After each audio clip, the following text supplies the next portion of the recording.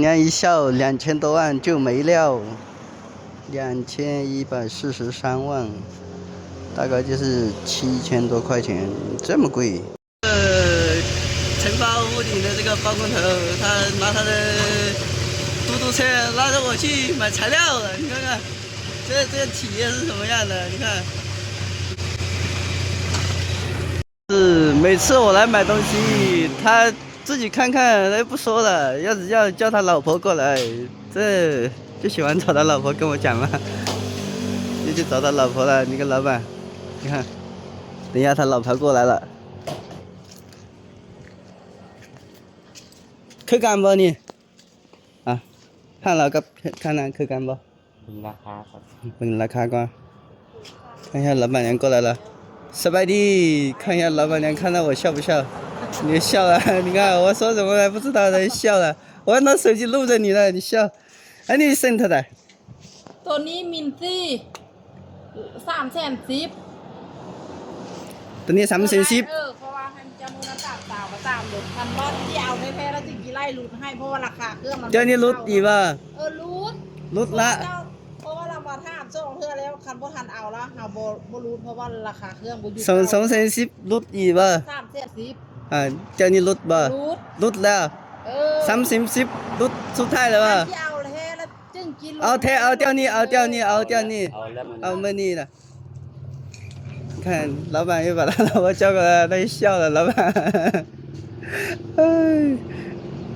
ไล่ให้300,000ได้300,000โอเคป่ะ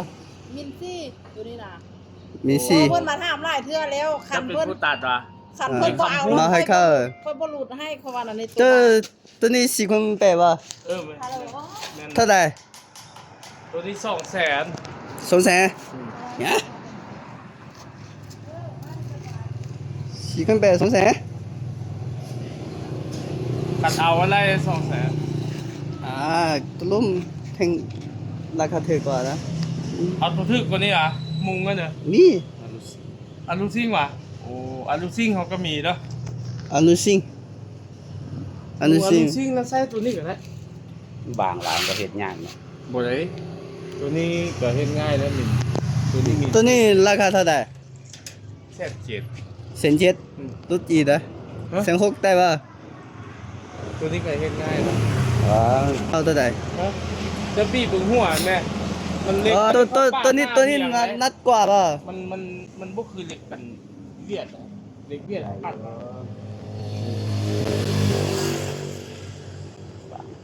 เอาตัวนี้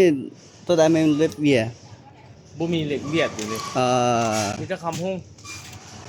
ตัวนี้เท่าไหร่1,700,000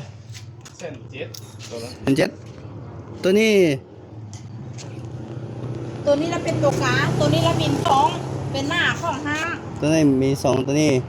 มิน1ตัวนี้เรามี2มี4เอาตัวไหนขึ้นกับสร้างได้ดิได้นานแล้วเฮามุกช่วงมันยืนเด้ช่วงมัน5 เมตรโอ้ยืดว่ะมัน5 เมตรต้องใช้เล็กบางเลยมันก็เอ็นตัดหลังคาห้องแถวหั่นล่ะมันยืดแล้วตัวหน้าก็มันยืดน่ะมันไกลนะวาง5 เมตรเนาะคือเฮ็ดกว้างกวางแท้บางเสา5 เมตร5 เมตรเอาเล็กบางมันก็เล็กบางมันก็บ่ได้เลยคันจะเฮ็ดบ้างเอาตัวใดเอาตัวนี้ตัวนี้แหละตัวนี้200,000ไล่200,000ฉันเข้าได้ป่ะบ่อนเอาเลยนะ200,000เอาเดี๋ยวนี้เอามื้อนี้เอาเดี๋ยวนี้ให้ไปว่าเจ้ามือวันนั้น200,000ปลายบ่มันถามแหละมื้อนี้老板了还这么笑เฮ้ยซื้อยังก็ซื้ออยู่หั่นเจ้าแหละเจ้าต้องให้คนราคาถูกอันนี้ก็ยังที่ลุดให้นี่นะจะลุดให้ป่ะอันนี้ก็ยังที่ลุดให้นี่นะลุดให้ให้คนราคาถูกเนาะไล่95ให้1,900,000โอเคตัวนี้นะตัวนี้เราไล่ให้100,000ตัวนั้นมา135,000เอาตัวบางตัวนี้ก็มีเขาเอาแล้วแนะนำพวกนี้เพราะว่าตัวหน้าเป็นคำพูดตัวนี้มีส่งยามบ่นี่กับนี้มีตัวถือกว่านี้ก็มีมีตัวถือกว่านี้ตัวนี้1,10,000ได้ป่ะ คนเลือก บ่เหลือเฮ้ย老板娘 บ่ได้อันนั้นหลาย เอ้ย เอาแนวจากเส้น อยู่ลุ่มไข่ ตัวนี้บน60บาท เอาหลายเด้อ อะไรแม่ เซนซิฟเอาได้เหรอ